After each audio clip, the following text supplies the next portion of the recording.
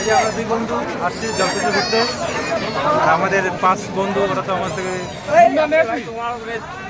আছে। এই যে এখন ঘন্টা বাজাবো আমি ঘন্টাতে।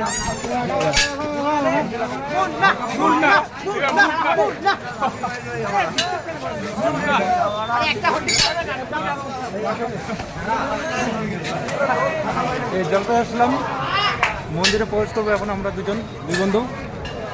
খুব মজা হবে।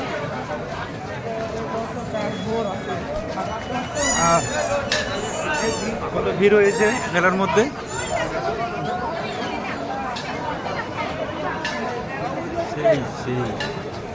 সেলফি তুলতেছে আমাদের বন্ধুগুলা। এই যে আমাদের মন্দির সামনে।